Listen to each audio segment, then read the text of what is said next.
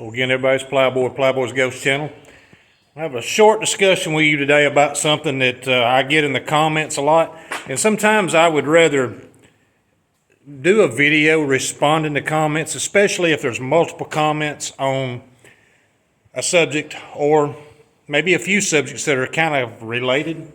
It's easier than typing a whole bunch of long responses to everybody and trying to get my point across to everybody, which I fail at doing quite often. I understand that. So here's what I'm thinking. Of course, I'm doing a poor job of putting y'all up here where you can see me. When it comes to cartridges, selection, preferences, y'all have heard me talk a lot about 45 Colt over many years. Of course, there's some of y'all that's come along that don't remember that or haven't been a part of that, and you've heard me talk more about 41 Magnum and 10 millimeter, etc. Well, I'm going to clarify my position on a couple of things. First of all, I don't hate 10 millimeter. I have grown to dislike 10 millimeter more than what I did for the first 20-something years since my first one.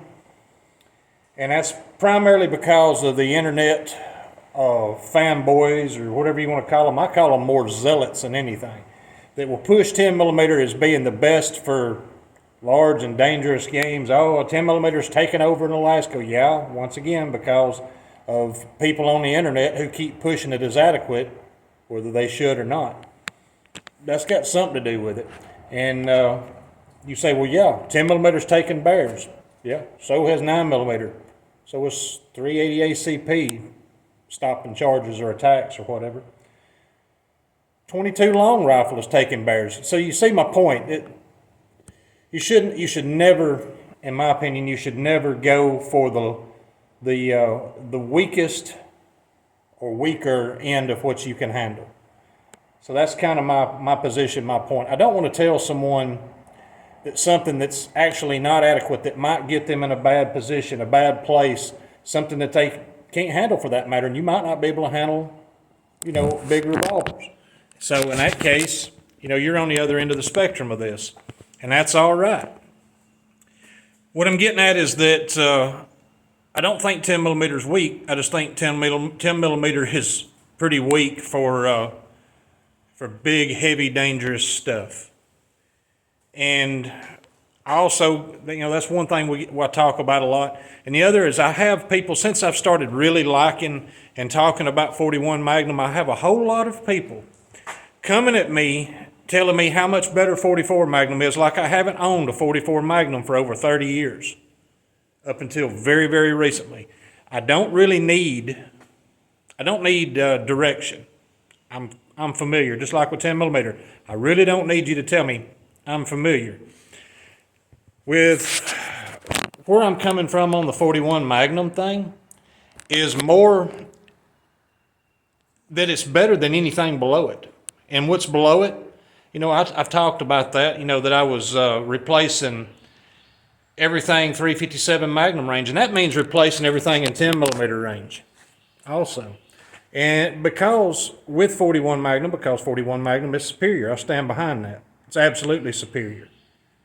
And I don't want to hear about 38 special and all of that other stuff, because if you put in the time, you'll come up with some 41 special. Aria Ballistic Engineering, I don't think they have 41 special listed on their website right now, but I've been assured that if you need some 41 special or any other cartridge you don't see, that they can work with you on that. Just get in touch with them. They'll get you road mapped out of how to get some of that stuff that you want, that you might not find as commonly. And I say that 41 Magnum, I've replaced 44 Magnum with it, which is 429 Magnum with it, simply because they are so close at the upper end of 41 Magnum's capabilities that there's really not that much to gain, and I'm just consolidating cartridges. So I say that, well, I've also added cartridges too. But, first of all, we don't just do, if you're in firearms for the reasons that I am, we don't just do what's most practical. We don't do what makes the most sense to, a whole bunch of diverse people who have different ideas and different, feelings about things. We do what we want to do. So that's what I did. I went off into 41 Magnum. Is 41 Magnum superior to 44 Magnum? No, I've never claimed it was superior. Never. I think a lot of 41 Magnum, but I know that the 4294 quote-unquote 44 Magnum is very damn capable too. So let's get that out of the way. Is 41 Magnum the best thing for the bear woods? No. Shot for shot, is it better than 10 millimeter? Oh, hell yeah. If you want a little bit bigger bullet with more bullet, well, a little bit bigger bullet with more, weight. Because I ain't seen a 10 millimeter yet run 250, 260, 300 grain bullets, but 41 Magnum can do it. So don't tell me about 10 millimeter being better than this, that, and the other. And a lot of y'all banking on having enough time and enough perfect function. And some of those recent attacks where automatics were used, what was it between the 45 ACP and the 10 millimeter? What'd it take with malfunctions and a dude getting mauled and 2 people and 24 rounds to stop that attack? Yeah, that's not what I want. Maybe it is what y'all want, of course. Like I said, I'm not in big bear country. However, back to the point, no, I don't say 41 Magnum is better than anything bigger than it.